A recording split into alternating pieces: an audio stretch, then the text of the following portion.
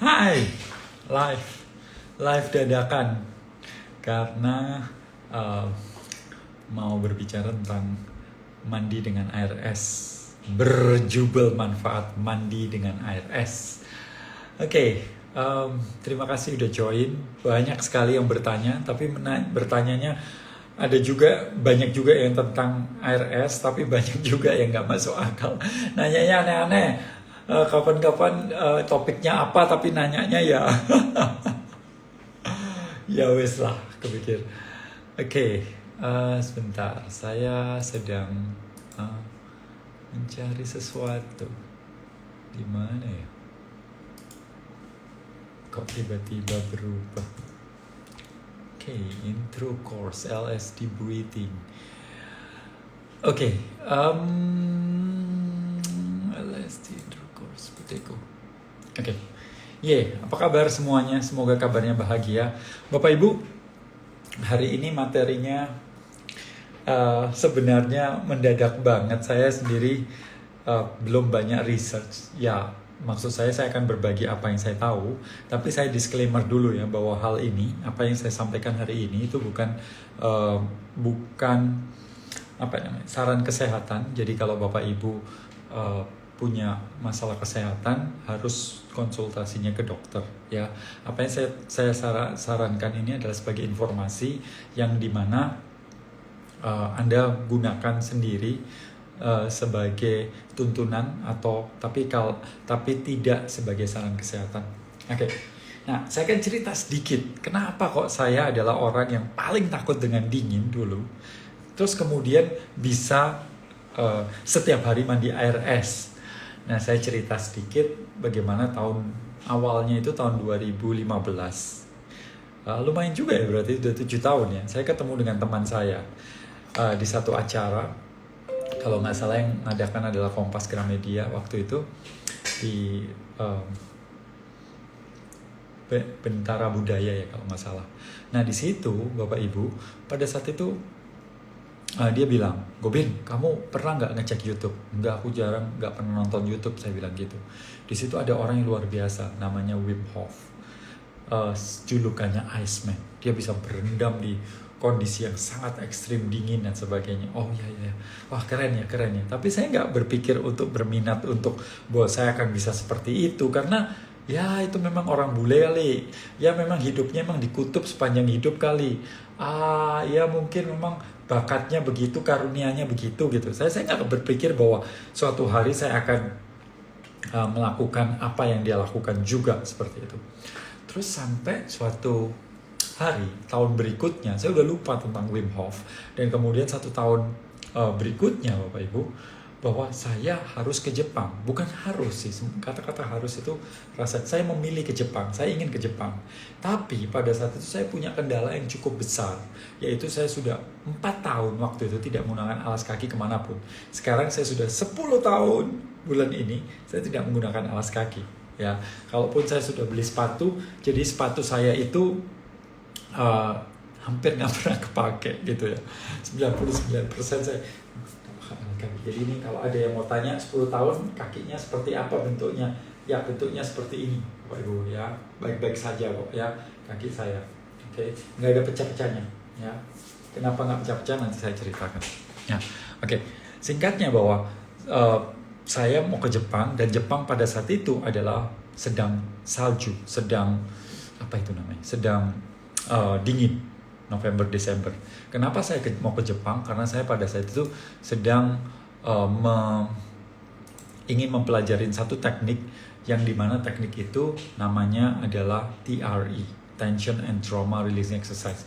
Jadi kalau Bapak Ibu pernah melihat saya di mana, kalau berapa kali munculkan gambar-gambar orang bergetar dengan sendirinya, itu adalah TRE ya.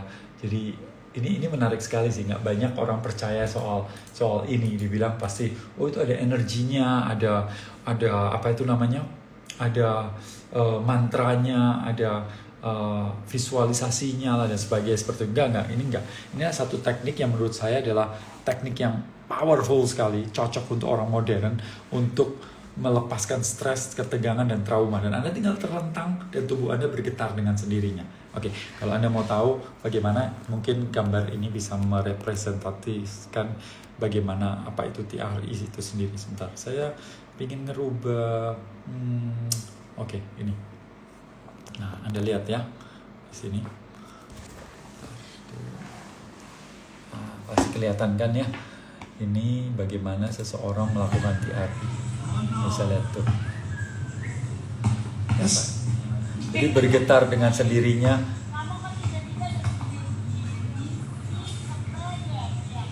Oke.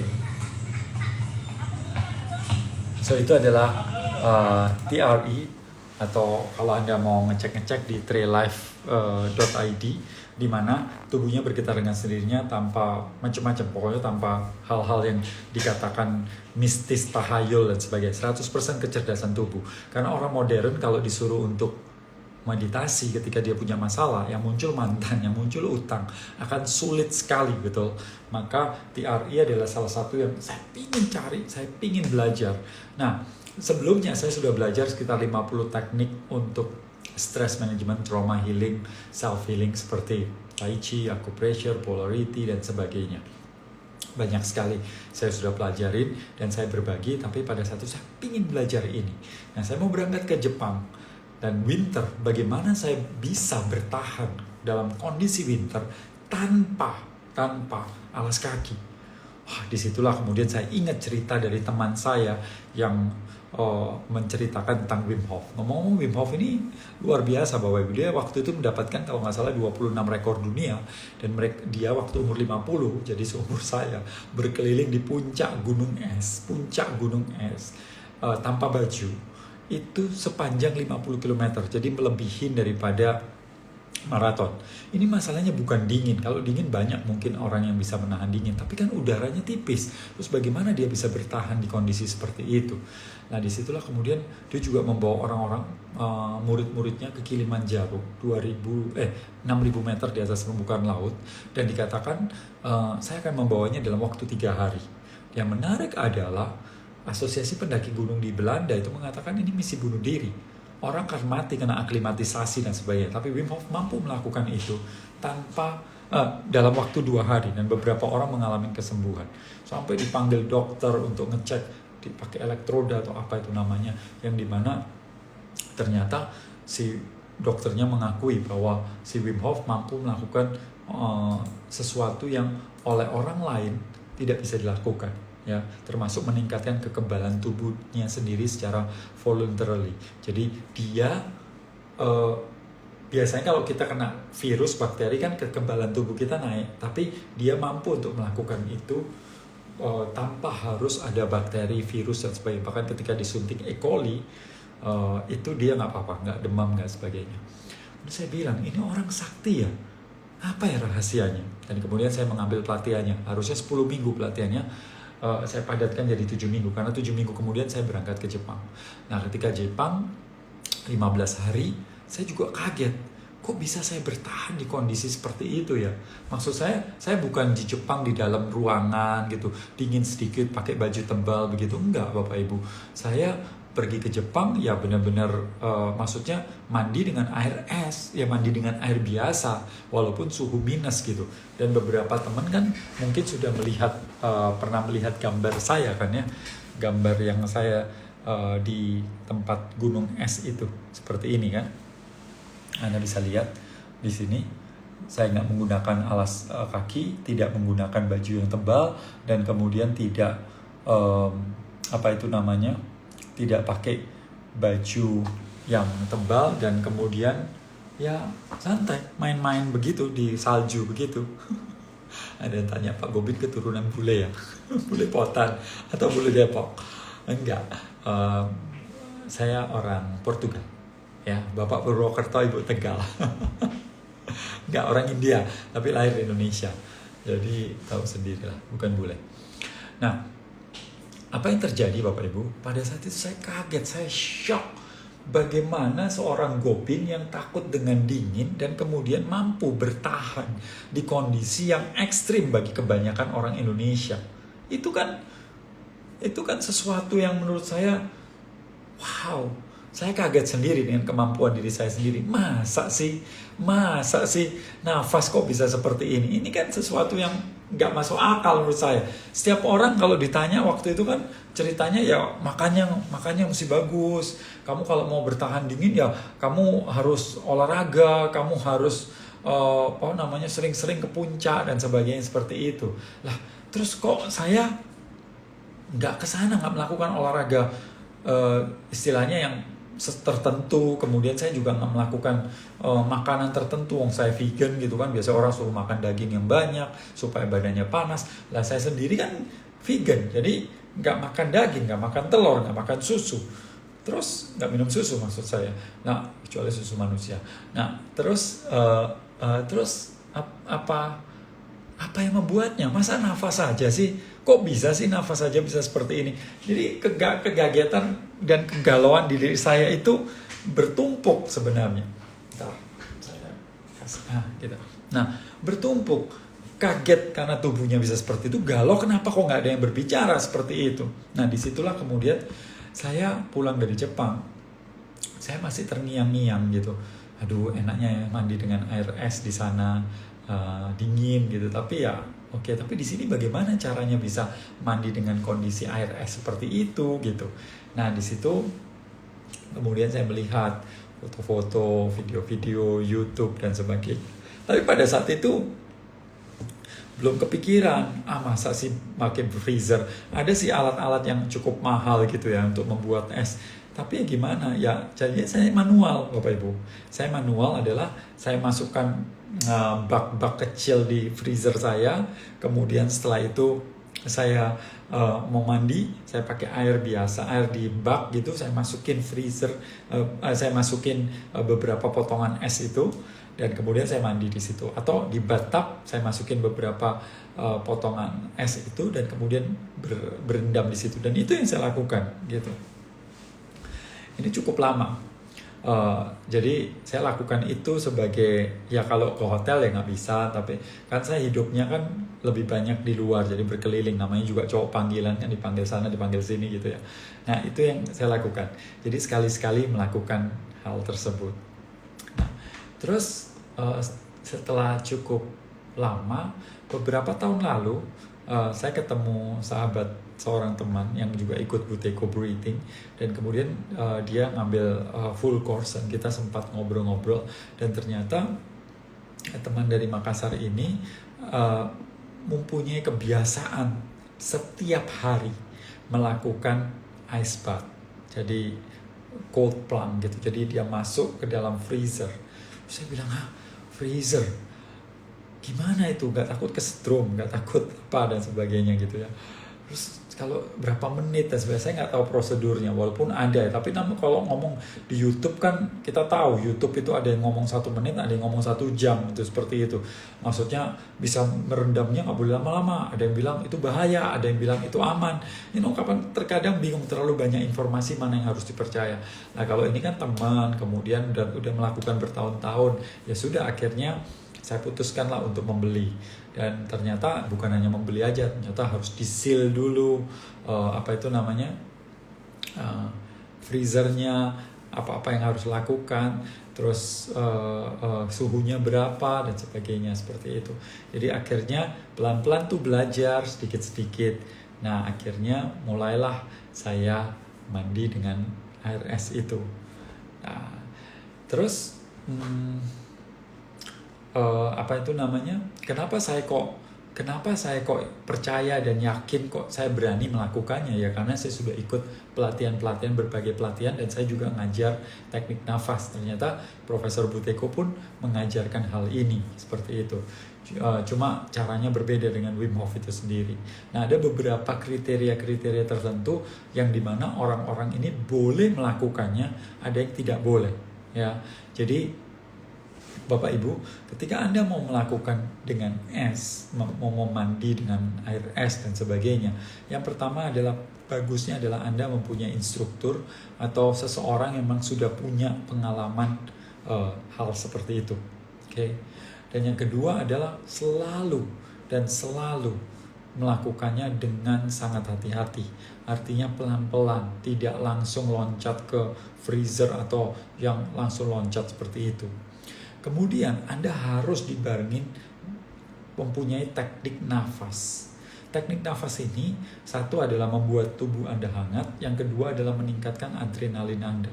Karena itu penting banget untuk adrenalin ini untuk menjaga diri Anda terhadap serangan dari dingin itu sendiri. Jadi Anda tidak disarankan untuk melakukan ini tanpa bimbingan, tanpa mempelajari cukup dalam dan nggak punya teknik nafas seperti itu. Kemudian kalau teman-teman Buteyko yang sudah ikut teknik nafas Buteyko, saran saya adalah EBH minimum adalah 30. Kalau Anda EBH-nya kurang dari 30, lebih baik belum melakukan dulu. Jadi meningkatkan dulu. Kalaupun boleh ya air dingin gitu, tapi nggak yang air yang sampai beku seperti itu. Nah, bila punya masalah-masalah seperti penyakit jantung, tekanan darah tinggi atau penyakit-penyakit kronis, Anda perlu konsultasi. Saran saya lakukan ya mandi air dingin biasa, tidak dingin yang sampai beku seperti itu. Nah, kemudian orang tanya sebenarnya, Pak, manfaatnya apa aja sih Pak? Mandi dengan air es itu, mandi dengan air yang beku itu, seperti itu. Nah, sekarang saya itu selalu mandinya pakai gayung, Bapak Ibu. Karena freezer saya itu satu kecil, yang kedua adalah kalau saya nyelup itu bulu-bulu saya tuh lepas gitu kan ya.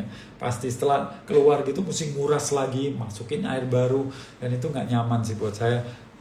Bolak-balik seperti itu ngabisin waktu. Tapi ya saya lagi berpikir untuk membeli peralatan yang benar-benar ice bath yang bisa menyaring sendiri, mendinginkan sendiri. Tapi ya belum karena harganya cukup mahal. Jadi ya nguatin hati dulu, nabung dulu, nunggu rezeki yang ada datang gitu, baru kemudian memikirkan untuk membelinya seperti itu. Tapi ya kurang lebih tadi saya sudah sempat sampaikan apa yang Anda harus persiapannya bagaimana. Yang kedua adalah Anda jangan melakukan ketika punya penyakit tertentu, apalagi penyakit kronis seperti jantung, tekanan darah tinggi, atau penyakit-penyakit yang istilahnya kalau itu mendapat sesuatu yang ekstrim bisa berbahaya, ginjal contohnya seperti itu. Maka Anda perlu konsultasi ke dokter untuk itu. Kemudian start selalu low atau start low go slow ya. Nah, keuntungannya apa sih? Orang tanya selalu pada saya, Pak Gobin, keuntungannya mandi pakai air es apa sih? Seperti itu. Nah, yang pertama adalah bahwa ketika Anda mandi dengan air es, itu Anda mempunyai tubuh Anda langsung stres, langsung mendapatkan stres. Nah, stres, ketika ini stres, maka apa yang terjadi? Adrenalin akan meningkat. Nah, adrenalin yang meningkat dan kita terkontrol, kita atur ya, itu akan menimbulkan si kekebalan tubuh ini juga akan membarengi. Sehingga tubuh Anda akan mendapatkan perlindungan lebih kuat lagi. Atau sistem imunitas kita akan meningkat. Contoh, kalau Anda fitness, kan ototnya terpecah, itu kan mendapatkan stres. Apa yang terjadi? Sebagai respon, tubuh akan membentuk otot yang baru. Karena dia tahu, ini untuk perlindungan. Kalau seandainya suatu hari dia angkat beban lagi. Sama persis ketika tubuh Anda masuk ke dalam air yang super dingin itu, maka tubuh Anda akan mengeluarkan adrenalin. Tapi di sisi lain, bahwa adrenalin ini akan juga disupport oleh sistem kekebalan tubuh kita yang akan meningkat. Seperti itu. Itu yang pertama. Jadi sistem imun kita akan meningkat. Oke. Yang kedua adalah bahwa otot kita menjadi kuat. Otot ini menjadi kuat ya. Bapak Ibu, banyak orang yang pengen ototnya besar. Tentu nggak ada salahnya. Oke. Tapi yang lebih penting bukan otot besar. Otot itu yang lebih pentingnya adalah kuat ya. Apalagi otot-otot yang otot-otot skeletal, otot-otot rangka yang yang boleh dibilang membuat tubuh Anda berdiri tegak. Itu sangat penting untuk dikuatkan ya. Dan kita tahu semakin usia tambah itu kan namanya masa otot berkurang, masa tulang berkurang. Maka apa yang terjadi, otot kita harus dikuatkan, ya. Kemudian jadi otot kita menjadi lebih kuat. Kemudian yang ketiga adalah bahwa biasanya kalau kita habis berendam begitu ya, adrenalin kan naik tuh, dan kemudian gak lama kemudian kita mulai jadi relax, jadi kita mulai ngantuk gitu. Kemudian jadi kalau nanti bisa tidurnya bisa lebih nyenyak gitu. Kemudian selain itu adalah bahwa ketika kita mandi air es itu badan kita jadi hangat. Jadi setelah mandi keluar itu badan saya jadi hangat seperti itu. Kemudian secara kulit kita kan jauh lebih baik, ya. Secara kulit kita kan jauh lebih baik, lebih mulus gitu ya. Terus yang paling penting menurut saya, yang paling penting dari semuanya adalah si mandi air es ini adalah anti inflamasi. Jadi kalau Anda lagi olahraga itu kan memecah si otot ini recovery-nya jauh lebih cepat dengan cara inflamasi, atau dengan cara kita mandi dengan air dingin itu inflamasinya bisa kurang. Nah, termasuk ketika tubuh Anda ini panas karena makanan gorengan, ketika makan gula, makanan diproses, itu semua makanan membuat tubuh kita mendapatkan inflamasi. Dan kalau kita mau melihat dari 10 penyakit paling atas yang membunuh manusia paling banyak, 9 diantaranya itu karena inflamasi, ya, karena inflamasi. Jadi kita perlu untuk mengurangi. Jadi banyak orang Indonesia itu meninggalnya usianya kan nggak terlalu tinggi ya Bapak Ibu ya. Secara ya boleh dibilang rata-rata dunia lah ya. Padahal kalau kita lihat negara-negara yang lain bisa lebih tinggi daripada Indonesia. Nah, kenapa? Salah satunya karena orang Indonesia makanan-makanan yang penuh dengan gorengan. Orang Indonesia apapun kan digoreng ya. Nasi digoreng, bakmi digoreng, kue tiaw digoreng, semuanya digoreng. Tahu, tempe, semuanya digoreng. Nah, ketika kita makan gorengan, ya, seperti kentang goreng gitu ya, maka tubuh Anda sekitar 2 hari itu mendapatkan inflamasi. Kalau Anda ngerokok 1 batang, itu 4-5 jam kurang lebih inflamasinya. Tapi gorengan seperti itu bisa dapatkan sampai 2 hari. Nah, yang menyedihkan adalah Bapak Ibu, kalau kita ada orang yang merokok, dia pasti tahu risiko rokok itu apa. Dia tahu itu jelek. Dia tahu itu ada peringatannya, perokok ini bisa membunuh, seperti itu. Nah, jadi ketika dia merokok, dia tahu konsekuensinya apa dan dia mengambil keputusan itu. Tapi sebagian besar orang di Indonesia atau di dunia bahkan, mereka tidak tahu efek dari gorengan itu separah apa. Mereka nggak tahu efek gula itu seperti apa. Mencandunya gula itu melebihi dari kokain juga nggak tahu Bapak Ibu. Jadi kasihan apalagi anak-anak ya, apalagi orang tua ya, dia nggak akan memberikan rokok pada anaknya, nggak memberikan alkohol pada anaknya. Tapi rasanya setiap orang tua memberikan gula pada anaknya, padahal efeknya luar biasa juga. Oke, so kembali ke inflamasi. Salah satu kenapa saya berendam atau mandi pakai air es itu salah satunya adalah untuk mengurangi inflamasi, karena sekitar 4 atau 5 kali dalam 1 minggu itu saya olahraga, dan olahraganya cukup intens. Jadi untuk mengurangi inflamasi dalam tubuh saya melakukan mandi pakai air es. Nah, satu hal lagi mungkin itu secara fisik ya keuntungannya. Secara mental keuntungannya apa?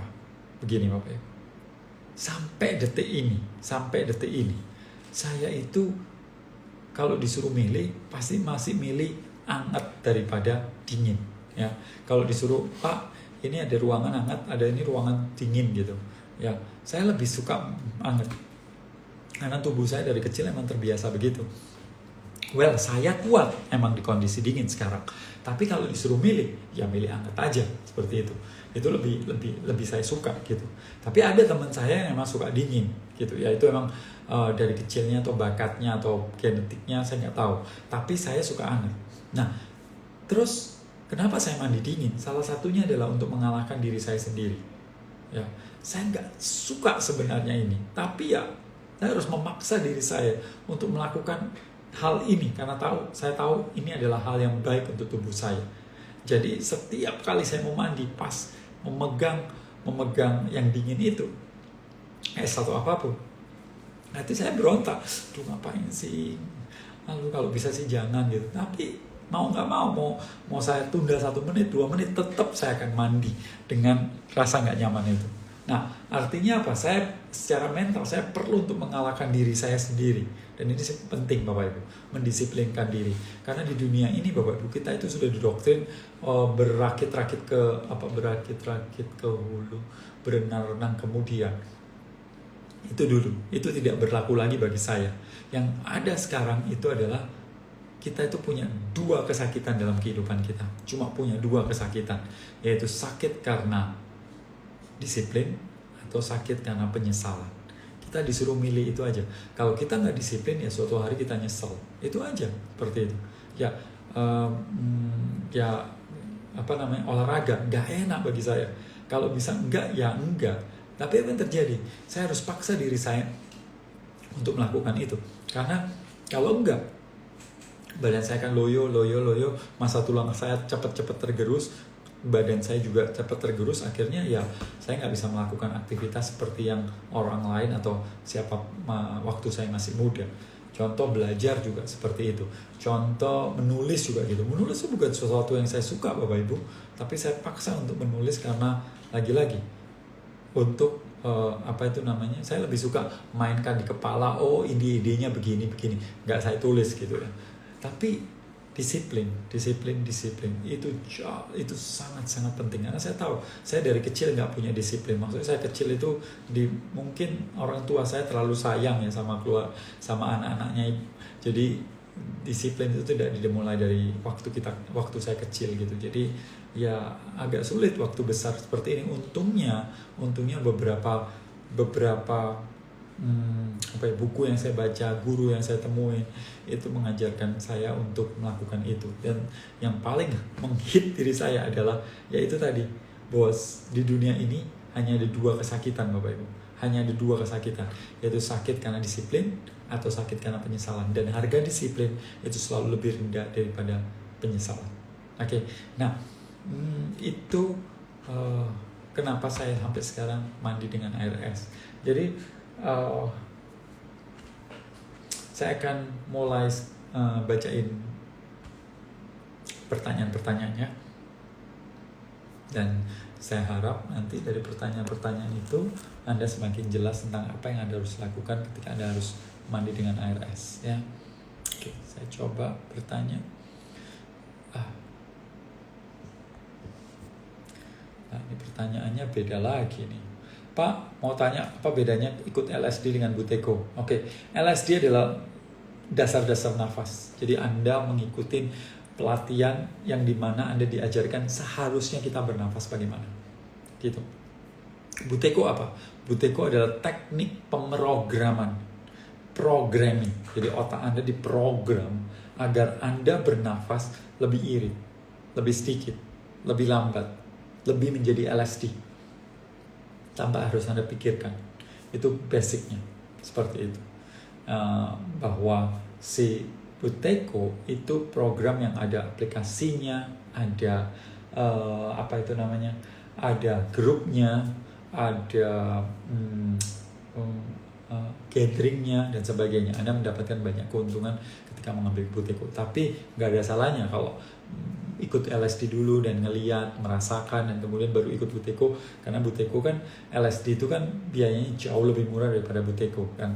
Tapi tentu manfaatnya kalau ikut Buteyko Anda akan dapat LSD juga gitu. Tapi kalau ikut LSD ya Anda perlu untuk lanjut ke Buteyko kalau Anda menginginkan dan merasa cocok.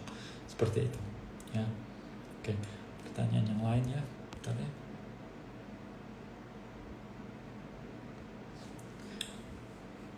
Samakah mandi air es dengan mandi air dingin yang ada di kaki gunung? Ya sama aja sih sebenarnya. Yang penting itu suhunya. Dan sebenarnya nggak harus beku-beku banget. 11 sampai 15 derajat aja sudah mendapatkan manfaat yang bagus kok ya, nggak sampai 0 sampai 5 derajat atau 0 minus gitu. Antara 11 sampai 15 sudah mendapatkan manfaat yang baik kok ya, sama aja. Kalau saya suruh milih ya saya milih di kaki gunung aja kalau bisa, tapi kan saya nggak tinggal di situ.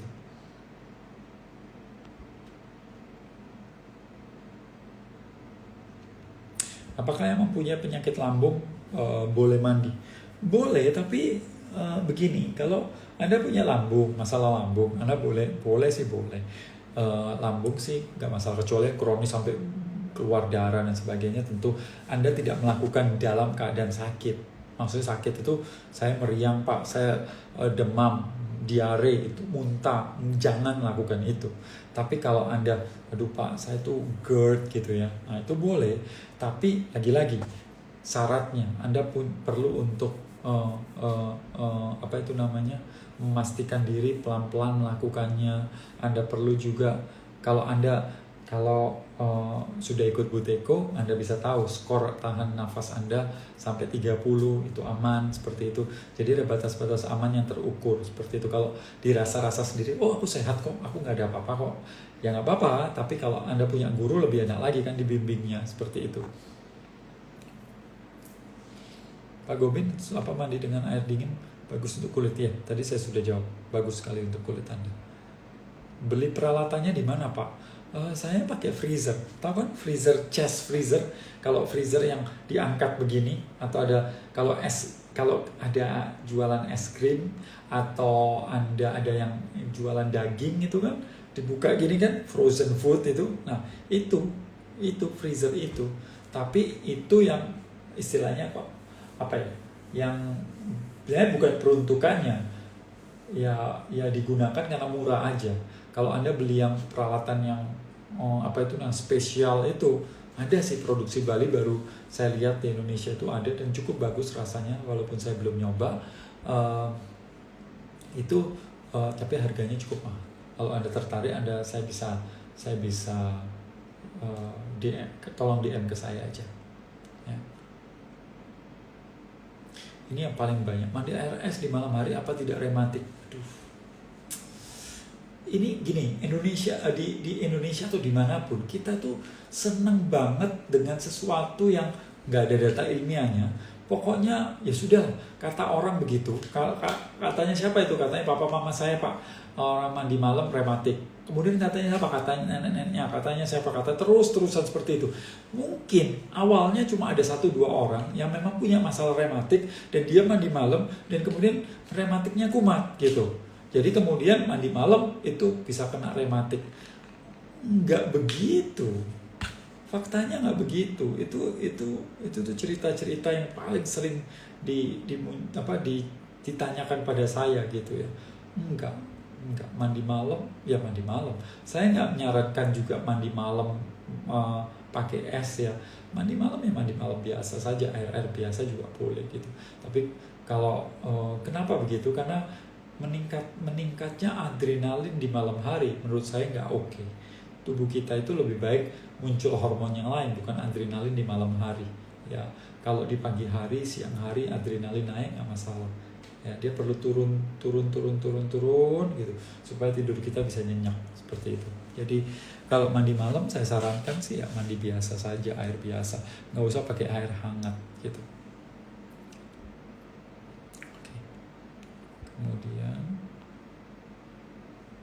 gimana tetap fokus pada masa kini? Wah ini saya juga tidak. Ini Wim Hof. Mandi air es ini harus Wim Hof dulu atau langsung coba? Nggak apa-apa Pak Gobin. Emang betul sih bahwa Anda kalau tadi seperti saya bilang bahwa baiknya sih Anda mempunyai teknik nafas. Wim Hof bisa. Atau Anda bisa lakukan Buteyko contohnya, itu juga bisa. Atau teknik yang lain seperti itu, seperti hyperventilation 30 kali sebelum nyemplung, itu juga bisa. Jadi ada beberapa teknik sebenarnya, nggak harus Wim Hof, tapi banyak teknik yang dimana membuat Anda adrenalinnya spike dan setelah itu Anda nyemplung. Untuk pertama-tama apalagi itu diperlukan. Tapi kalau enggak ya teknik yang Wim Hof atau Buteyko. Ya kalau udah Buteyko aman sih harusnya. Oke, kemudian tanya lagi.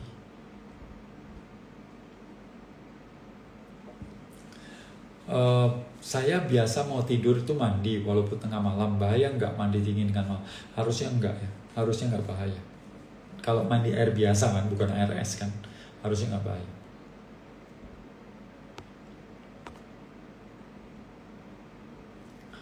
Oke. Mandi es itu nggak hipotermia. Hipotermia kalau nggak biasa.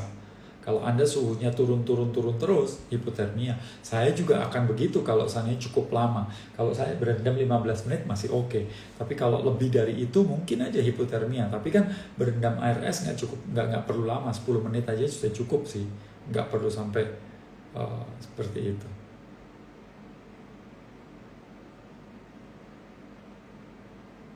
Oh, ada yang tanya nih, bagaimana mempertahankan rambut agar tetap hitam? Lah, rambut saya aja putih-putih. Saya lagi sedang mempertahankan rambut saya seperti ini terus. Jadi nggak putih banget, tapi nggak hitam banget. Nah, katanya kalau cowok seperti ini lebih oke katanya. Oke. Oke, ini pertanyaan bagus. Benar apa enggak kalau karena perbedaan suhu yang drastis bisa bikin sakit? Ya, jadi begini. Apapun yang kalau dia drastis seperti itu akan bikin sakit kalau kita belum pernah. Tapi begitu kita sudah terbiasa atau memang kita sudah mainnya di situ, maka nggak apa-apa. Saya sendiri Bapak Ibu sekarang ini sedang instalasi sauna. Jadi nantinya saya akan pakai sauna, begitu badan saya panas, saya lari ke air dingin, nyemplung di situ, mandi dengan sauna seperti itu. Nah sementara sekarang ini berapa kali saya mencoba pakai air hangat yang panas, yang sepanas saya bisa tahan, kemudian itu 20 detik, kemudian saya mandi air dingin 10 detik, 20 detik, 10 detik, 10. Nah, saya melakukan switch off, on off gini seperti ini. Tujuannya adalah untuk membuat kekebalan tubuh saya semakin meningkat, sehingga istilahnya kena panas, kena hujan, tahan banting, karena memang sudah dibiasakan. Tapi lagi-lagi Bapak Ibu, Anda jangan melakukan ini langsung seperti itu ya. Anda perlu bertahap sangat-sangat lambat gitu. Kalau saya pernah juga sakit, pernah, karena pada saat saya mandi air dingin, badan saya lagi nggak fit, saya lagi kecapean, saya lagi demam, sedikit demam, dan kemudian saya melakukan itu ya, dan kemudian wah yang jadi parah. Jadi malah jangan lakukan itu.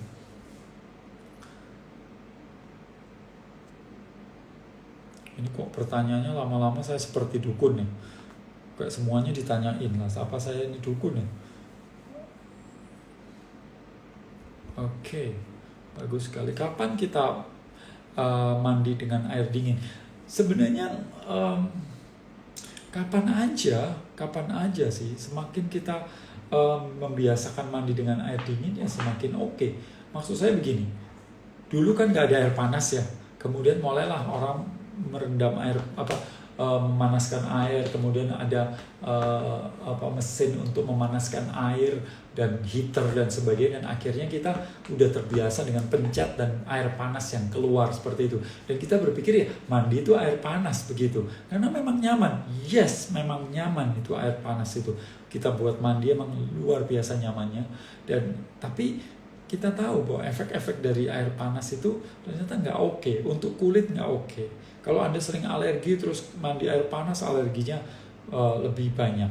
Kemudian kalau Anda inflamasi tubuhnya karena makanan dan mungkin olahraga atau gerak atau kecapean, dan kemudian muncul inflamasi, dan Anda mandi pakai air panas atau air hangat, inflamasinya malah menyebar. Jadi nggak oke sebenarnya air panas itu, kecuali memang Anda untuk terapi tertentu ya. Ya seperti Anda pakai sauna itu emang akan memunculkan hot protein yang ada, namanya hot protein apa ya, pokoknya kalau panas itu protein tertentu itu akan muncul gitu ya. Tapi nggak mandi air hangat yang suam-suam kuku seperti itu, enggak. Ada nggak ngaruh kadar lemak di tubuh? Iya, kadar lemak tubuh kita akan lemaknya akan lebih gampang lepas, karena ketika Anda ketika dingin maka tubuh akan menciptakan panas dan yang dibakar adalah lemak.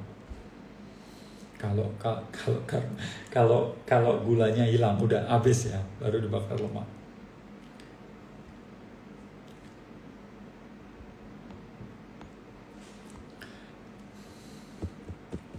Cara cepat sembuh dari anosmia COVID gimana Mas Gobin? Oke, ini nggak ada hubungannya tapi oke lah. Yang pertama adalah kalau Anda kena COVID, yang pertama adalah Anda belajar untuk nafas. Nggak usah buteko dulu, LSD aja cukup ya. Nafas itu, LSD aja. Yang kedua adalah Anda perlu untuk stretching atau yoga ringan, stretching ya. Anda jangan olahraga berat tapi lakukan hal seperti itu. Kemudian berjemur pasti. Kemudian makan. Satu adalah hilangkan gorengan, tepung, dan gula. Itu harus dihilangkan. Nasi kurangin ya. Kalau bisa diganti dulu dengan nasi merah atau nasi hitam. Kemudian kunyahnya yang super banyak. Kunyah super banyak. Kalau 1 sendok bisa 50 kali itu lebih bagus. Kemudian apa itu namanya? Sering-seringlah humming. Humming itu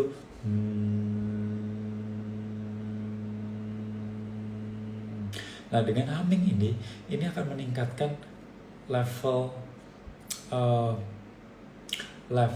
nitric oxide sampai 2000%. Dan nitric oxide ini antivirus ya. Oke. Dan kemudian kalau bisa sih punya teknik atau nafasnya menggunakan diafragma, gunakan teknik diafragmanya yang diaktifkan karena supaya untuk membuat si oksigen bisa masuk ke dalam sel lebih baik. Oke. Ini udah jam 10 lebih di sini, makanya saya nggak ngantuk-ngantuk ini. Oke, usia berapa diterapkan mandi es? Anda tahu kalau di Uni Soviet Bapak Ibu, anak-anak bayi kan biasanya kita kan menjemur ya.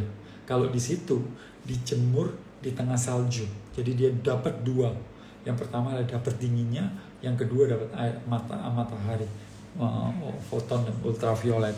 Jadi dia dapat 2 keuntungan. Maka itu Rusia itu mempunyai angkatan senjata yang bagus banget. Dia mempunyai kekuatan yang luar biasa sebenarnya.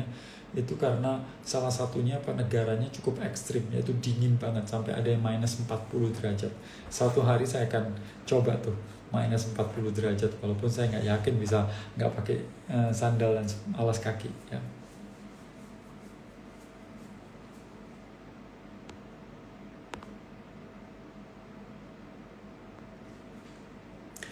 Repot Pak, sediakan batu es. Enggak, saya dulu menyediakan gitu. Sekarang kan tinggal di freezer, jadi nggak perlu nyiapkan es batu, ya.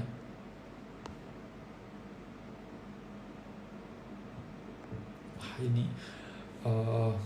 bagaimana kaitannya perut kosong sedang puasa lalu mandi air dingin masuk angin? Enggak, tergantung. Tubuh kita itu luar biasa ya.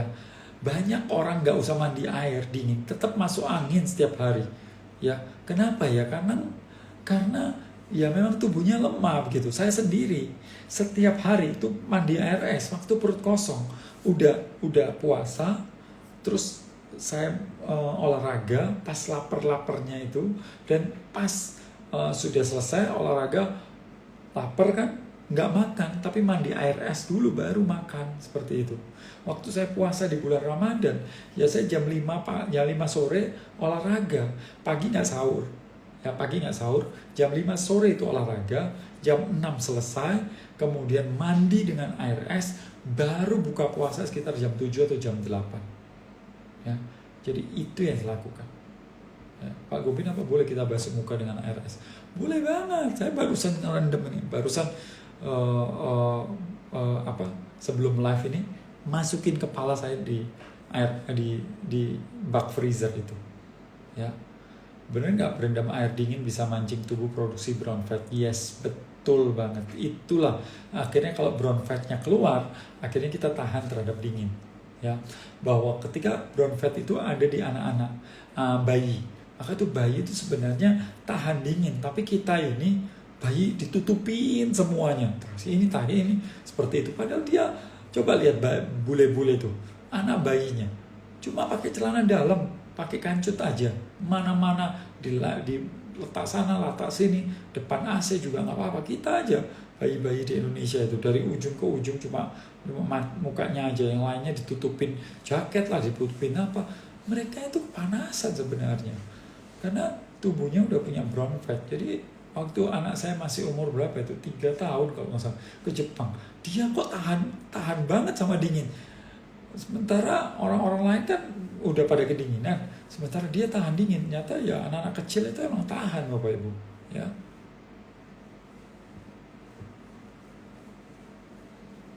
Gobin, saya kapan hari beli micro tape, apa itu boleh dipakai kalau tidak tidur lagi tidur? Ya boleh aja, tapi nggak bisa ngomong dong, ya. Ya.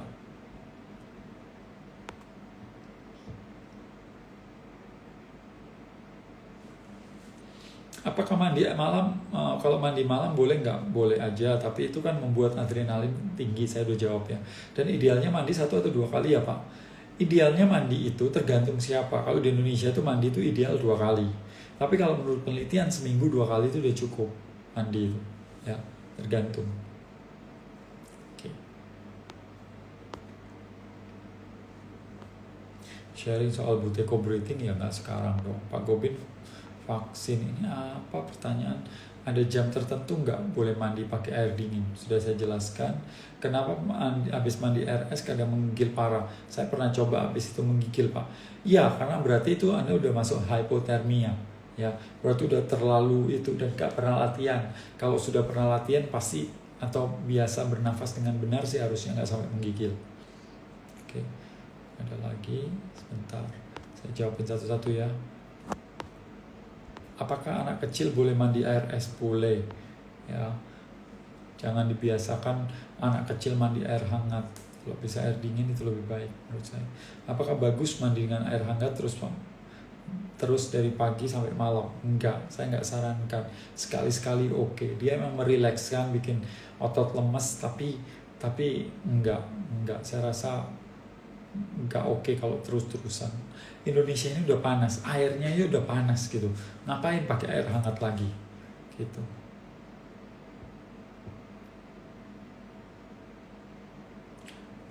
Kalau mandi pakai air es aman dari flu enggak? Iya, kalau Anda itu akan meningkatkan kekebalan tubuh, otomatis flu kan enggak datang kepada Anda.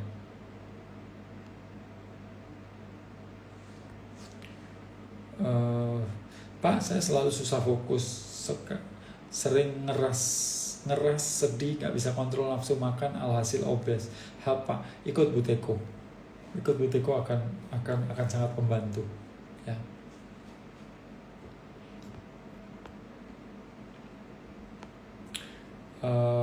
Bisa menu harian Bapak termasuk cemilan. Aduh, saya vegan. Nanti kalau kamu ngikutin saya agak sulit tau. Harus betapa meditasi ya Pak. Apa orang biasa bisa? Enggak lah, orang biasa juga bisa. Ngapain pakai betapa meditasi dan sebagainya? Enggak pakai gitu-gituan. Kalau Anda belajar nafas itu jauh lebih cepat untuk melakukan itu. Tapi kalau Andanya bilang saya pingin tapi nggak ada step yang dilakukan, ya nggak mungkin bisa. Nggak harus betapa, nggak harus meditasi ya, tapi Anda latihan nafas lebih cocoknya, lebih tepatnya begitu. Ambil step. Tapi kalau cuma aku kepingin nggak akan bisa. Anda harus latihan. Di dunia ini apa sih yang bisa kita lakukan tanpa 2 hal? Yang pertama adalah waktu dan intention. Jadi 2 ini wajib. Anda harus punya waktu, Anda harus sediakan waktu dan perhatian ya untuk latihan. Oke, buteyko sudah. Kalau orang punya penyakit jantung, saya nggak sarankan punya penyakit jantung untuk mandi es. Pak, tolong di save. Oke. Apakah mandi dengan air dingin baik untuk ibu hamil? Baik. Ya, tapi lagi-lagi Anda nggak bisa meminta saya untuk mengatakan baik buruk langsung pada saat itu ya. Kalau ibu itu punya masalah jantung contohnya, atau ibu itu sedang punya tekanan darah tinggi contohnya, atau kondisinya lemah contohnya, kemudian disiram air es beku, ya itu berbahaya. Maka itu kalau Anda memang sudah terbiasa dan Anda hamil dan kemudian Anda mandi tetap pakai air es, that's fine, itu oke. Ya. Cara nafas gimana? Selalu gunakan nafas hidung. Itu Anda bisa nutup mulut dan nafas dengan hidung, intake oksigen sampai 20% naik. Itu aja udah meningkatkan oksigen luar biasa. Kapan rilis buku ketiga? Aduh, gak kepikiran. Kalau di Saudi kan suasana susah banget air dingin. Nah di sini juga susah, jangankan di Saudi, tapi kan di sini ada freezer. Di Saudi juga apalagi ada freezer. Ya, jadi di Saudi itu nggak ada air. Lah manusia itu gimana? Sekarang hotel-hotel segede itu pakai air bagaimana? Jadi enggak lah, teknologi sudah canggih banget lah. Jangan dibatasi dengan susah banget gitu ya. Masalahnya bukan bisa nggak bisa, mau nggak. Pak, anak saya ikut-ikutan saya meditasi. Saya lihat dia senang meditasi. Buat anak kecil meditasi sudah boleh. Boleh banget. Anak saya tuh meditasi mulai umur 3 tahun atau apa. Ya nggak apa-apa kalau suka. Bagus banget. Butuh waktu berapa lama untuk kita berendam dengan air es? Setiap orang beda. Tapi kalau Anda ikut Wim Hof itu programnya 10 minggu. Tapi menurut saya kalau kita sudah latihan pelan-pelan nafas 1 bulan dengan intens dan pelan-pelan untuk mengubah mulai pakai air es yang sedikit-sedikit, nah itu baru bisa. Jadi awalnya adalah stop dulu mandi air panas, stop dulu. Pokoknya nggak ada air panas lagi. Sekarang air biasa. Anda mulai mancur ya. Kemudian biarkan 1 menit di atas shower. Kuat nggak? Oke, kalau 1 menit kuat, besok coba 1,5 menit. Tambahin terus sampai 5 menit non-stop. Anda kuat nggak? Kalau Anda kuat 5 menit non-stop, baru kemudian ambil bak, kasih es, baru mandem. Tapi sedikit esnya. Kemudian nambah lagi. Tapi syarat-syarat tadi Anda harus tahuin. Yang pertama, Anda tidak dalam kondisi sakit, tidak punya penyakit, yang tidak sakit dan tidak punya penyakit. Yang ketiga adalah Anda punya instruktur, Anda belajar punya teknik nafas yang mumpuni, apalagi seperti itu. Melakukan dengan pelan-pelan dan bertahap dengan disiplin yang tinggi. Oke, pertanyaan banyak banget, Bu Susan, yang mana saya pasti ke ini ya. Cara menguatkan rahang gimana? Munya yang banyak. Oke. Banyak banget pertanyaannya. Jadi kalau di Saudi sudah saya jawab. Oke. Emotional release itu kegiatannya seperti apa? Kalau TRE seperti apa? Ada hubungan. Seminar emotional release itu seminar, sementara TRE adalah workshop untuk bagaimana tubuh kita bisa melepaskan ketegangan dan stres. Itu workshopnya. Oke, seminarnya adalah saya memberikan berbagai teknik, termasuk teknik memeluk emosi di seminar itu. Jadi kalau Anda ikut Buteyko, Anda bisa ikut seminar itu dengan gratis. Tapi kalau nggak ikut Buteyko, Anda harus bayar. Dan kalau di situ dijelaskan tentang TRI, Anda pingin ikut TRI-nya, langsung aja daftar di sana. Karena kalau Anda pas daftar di sana, harganya jauh lebih murah daripada daftar di luar seminar. Seperti itu. Oke. Kapan ada jadwal ke Bandung? Agustus. Gimana agar tetap fokus pada masa kini?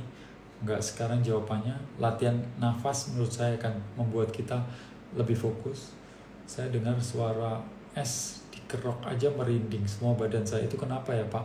Ya saya juga begitu dulu latihan karena nggak pernah. Sharing soal Buteyko enggak. Vaksin. Ada jam tertentu boleh mandi air dingin. Sudah saya jawab. Bikin kurus ya, apa nggak perih kulit Pak? Aku pegang es bentar, nggak perih ya. Mungkin kalau terlalu lama perih, seperti saya waktu masuk ke chamber minus 110 derajat, nah itu lumayan menantang ya. Beda mandi dengan air es dan berada suhu minus, beda ya. Itu cuma kena anginnya, dan mandi pasti berbeda, sensasinya berbeda. Apakah tubuh bisa menerima suhu es tersebut? Apakah tidak kena flu Pak? Sudah ya, saya jawab. Apakah badan bisa menerus suhu es? Gimana caranya menahan rasa dinginnya? kemarin saya mandi air es dingin kampung malah sakit. Iya, lagi-lagi Anda nggak punya, kalau nggak punya nafas kemudian waktu mandi kemudian nafasnya aduh, dingin. Nah itu nggak disarankan ya. Oke. Sikap yang tepat menghadapi toksit bukan saat ini. Sering banget migrain, leher kencang. Ada saran Pak Buteko, Pak Gobin, puasa plus nge-gym, makan waktu buka puasa yang dibanyakin berarti Pak, biar tetap bulking. Ini saya aja nggak bulking. Anak kecil minimum usia 0 berapa mandi air dingin? Kalau anak kecil usia 0 sampai 2 tahun mandi air biasa saja, bukan air hangat, air biasa saja. Kalau Anda emang keturunan orang Rusia atau tinggal di daerah salju ya nggak apa-apa. Kalau alergi dinginnya air, kalau alerginya alergi dingin, air berpengaruh tidak ya Pak? Iya, maka itu karena tubuhnya nggak kuat sebenarnya. Kalau Anda sudah belajar nafas, tubuh Anda kan hangat, kemungkinan besar alerginya nggak kumat. Lebih bagus mana Pak manfaatnya? Mandi dengan air dingin, mandi dengan air suhu normal. Bagus dingin daripada suhu normal. Apa benar kalau mandi malam nggak pakai air hangat bisa menyebabkan udah rematik? Nggak Pak, hubungannya mandi malam dengan rematik? Sudah, suhu air minimal dingin berapa? Sudah kan 11-15. Apa manfaatnya mandi di air dingin setelah olahraga? Sudah dijawab, yaitu mengurangi inflamasi, recovery-nya lebih cepat. Para atlet sekarang itu melakukan itu loh Bapak Ibu. Dia mandi dengan air dingin untuk recovery. Oke. PRE bisa menyembuhkan psikosomatis? Yes. Saya nggak bisa ngomong menyembuhkan, tapi membantu untuk menyembuhkan. Yes, pasti. Pak, kalau mau ikut full course Buteko, caranya bagaimana? Full course Buteko ada yang rame-rame dengan harga yang cukup terjangkau. Atau Anda hubungin DM saya, atau kan pasti punya nomor saya kan? Ya udah, DM aja. Atau DM instruktur satunya, ideal, mana yang Anda pilih. Anda bisa ikut Buteko full course. Ya. Didit lagi. Pertanyaan saya tadi Pak, saat tidur kan mulut diplester, dan saat bangun pagi kenapa ya mata saya terasa seperti bengkak begitu ya Pak? Ada apa ya Pak? Thank you. Ini baru pertama kali saya mendengar mata bengkak ketika diplester. Kalau nggak diplester nggak bengkak. Pertanyaannya.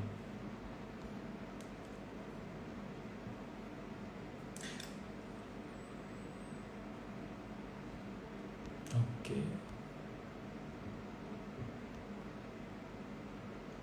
Udah, semuanya udah kelihatannya. Oke. Pak, kalau kakek saya 72 tahun pernah di stroke 3 tahun ini, terus dia udah latih tapi tiba-tiba dia ngomongnya belok. Pasti cek ada air liurnya banyak dan nggak bagus karena di leher pernah kena C1-nya. Terus pertanyaannya, enggak Pak, bengkaknya itu seolah rasa bengkak. Pas bicara nggak bengkak Pak, tapi bengkaknya di mata. Tolong DM aja ya, saya nggak saya akan sudahin sekarang. Untuk Susan Kalian Nafati, tolong DM saya, nanti kita cari DM. Bapak Ibu, nanti kalau ada yang kurang jelas, Anda bisa DM ke saya ya, karena waktunya juga udah 10:30 di sini. Terima kasih sudah menonton, dan sampai ketemu yang sudah daftar LSD dan Buteko minggu ini. LSD besok malam dan Buteko hari Minggu pagi ya, Rabu malam dan Minggu pagi. Sampai ketemu. Terima kasih banyak.